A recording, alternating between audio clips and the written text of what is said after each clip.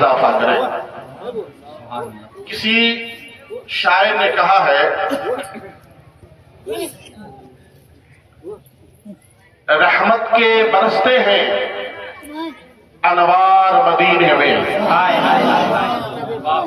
رحمت کے برستے ہیں انوار مدینے میں، رہتے ہیں دو عالم کے سرکار مدینے میں، رہتے ہیں دو عالم کے سرکار مدینے میں، اور ممکن ہے تقدیر بدل جائے گی، ممکن ہے گنہگاروں تقدیر بدل جائے گی، جا کر تو ذرا دیکھو ایک بار مدینے میں، جا کر تو ذرا دیکھو ایک بار مدینے میں، جا کر تو ذرا دیکھو ایک بار مدینے میں۔ اب کیوں دل وارث جنت کی ہے تمنائی، اب کیوں دل وارث ہے جنت کی تمنائی، فردوس بھی مدینے میں، سرکار بھی مدینے میں، فردوس بھی مدینے میں، سرکار بھی مدینے میں۔ اور یہ شعر ملاحظہ فرمائیں، مجھے موت آئے مدینے میں،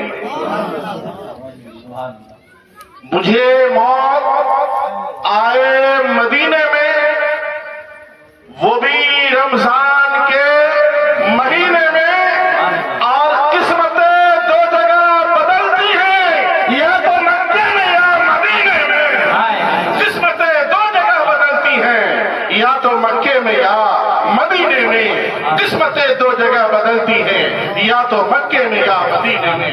حضرات گرامی، میں نے آیت کریمہ تلاوت کیا جس کا مفہوم ہے اللہ کی کبریائی بلند بیان کرو،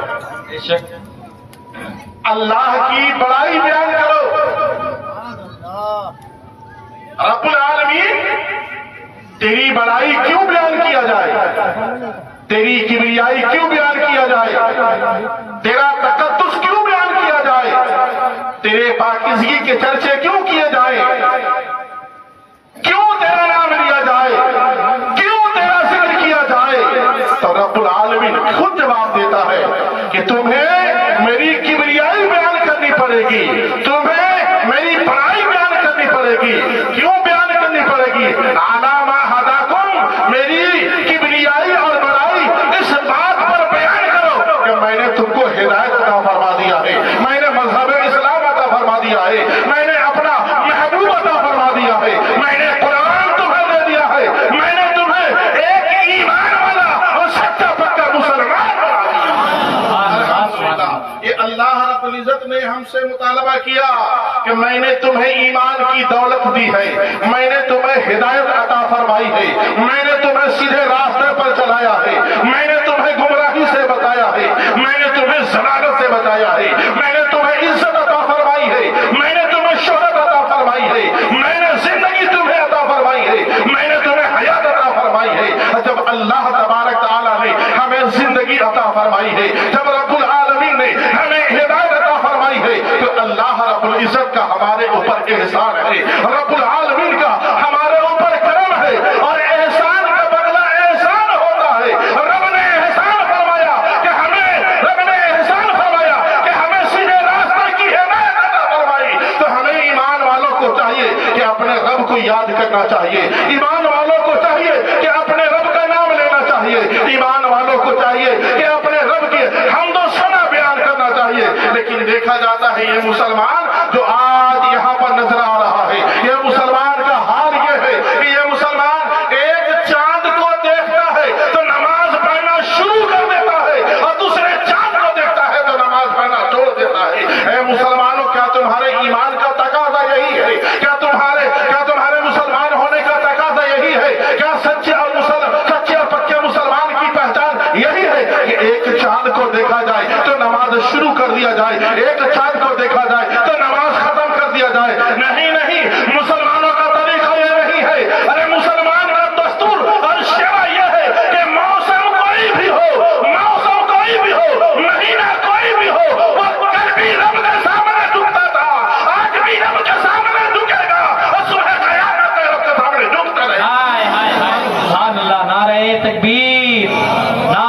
رسالت، جشن عید میلاد النبی، نعرہ تکبیر، نعرہ رسالت۔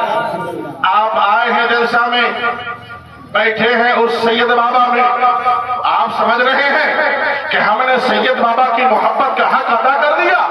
آپ یہ سوچ رہے ہیں کہ ہم سید بابا سے سچے محبت کرنے والے ہیں؟ آپ یہ سمجھ رہے ہیں کہ ہمارا محبت کا دعویٰ سچا ہے، ہم سچے محب سید بابا ہیں؟ نہیں نہیں، آپ کا دعویٰ سچا نہیں ہے، آپ سید بابا کے سچے چاہنے والے نہیں ہیں، آپ سید بابا کے سچے ماننے والے نہیں ہیں۔ اگر مانے ہوتے سید بابا کو، اگر آپ کے دل میں سید بابا کی محبت ہوتی تو آپ ان کے زندگی کو دیکھتے۔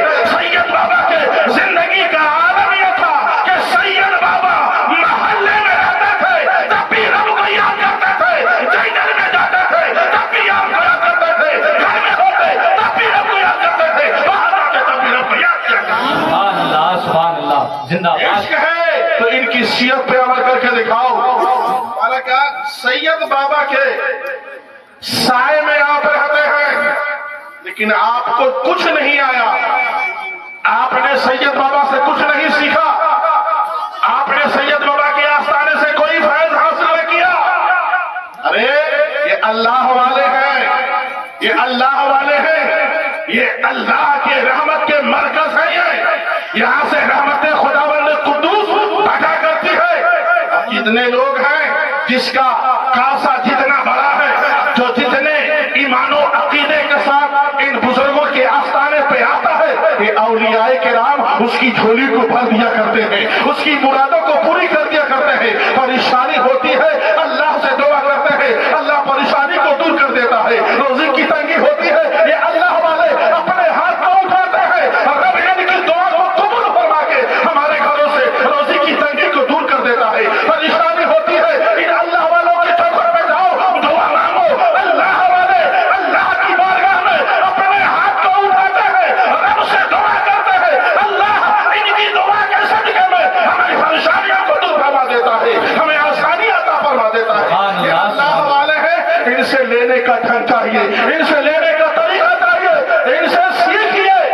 سید بابا ایسے ہی تھوڑے بلند و بالا ہو گئے ہیں، آپ ان کی بارگاہ میں ایسے ہی تھوڑی حاضری دے رہے ہیں، آپ ان کے دیوانے ایسے ہی بن گئے ہیں؟ نہیں نہیں، انہوں نے اپنی پوری زندگی اللہ و رسول کی یاد میں گزار دیا ہے، انہوں نے ایک لمحہ بھی اللہ تبارک تعالیٰ کی یاد سے غفلت نہیں برتی ہے۔ جب یہ اپنے دل کو اللہ کی یاد سے زندہ رکھتے رہے، اللہ نے ان کو قبر کے اندر نئی زندگی عطا فرما دی ہے، اللہ نے زندگی عطا فرما دی ہے۔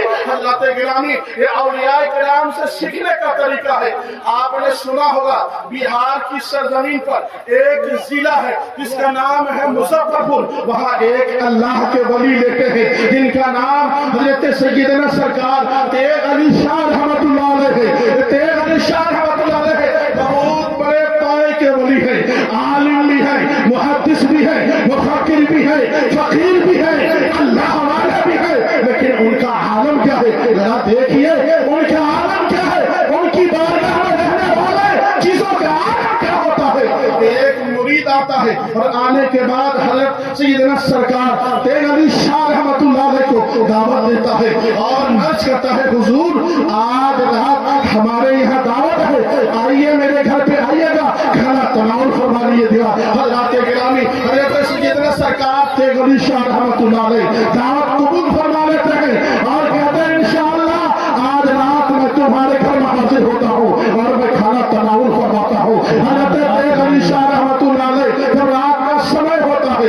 رات کا جب وقت آتا ہے اور کھانے کا ٹائم ہو جاتا ہے تو حضرت تیغ علی شاہ رحمت اللہ علیہ نعرہ تکبیر، نعرہ رسالت، ان سے حضور سید شاہ بابا، فیضان حضور سید شاہ بابا، علماء اہل سنت، جشن عید میلاد النبی، حضرت علامہ سید محمد زکریا اشرفی صاحب قبلہ، علماء اہل سنت، علماء اہل سنت، ان سے حضور سید شاہ بابا، فیضان حضور سید شاہ بابا، نعرہ تکبیر، نعرہ رسالت۔ بیٹھ جائیں آپ حضرات، بیٹھ جائیں۔ वो भी खोलिए ना, वोल्टेज नहीं है, करंट का उत्तर मिल रहा है। कैलेंडर डलवाइए ना। कहाँ गया भाई? हम डीजल का पैसा क्यों दिए हैं? इसलिए तो दिए हैं भाई। कहाँ डाला भाई? कहाँ है डीजल का पैसा? क्यों दिया हूँ मैं? अरे वो सो रहे हैं लाला भाई, जरा उनको दरूद पाक पढ़िए, अल्लाहुम्मा सल्ली अला सय्यिदना मौलाना मुहम्मद बारिक सल्लल्लाहु अलैहि वसल्लम व सलाम अलैहि या सय्यदी या रसूलुल्लाह सल्लल्लाहु तआला अलैहि वसल्लम।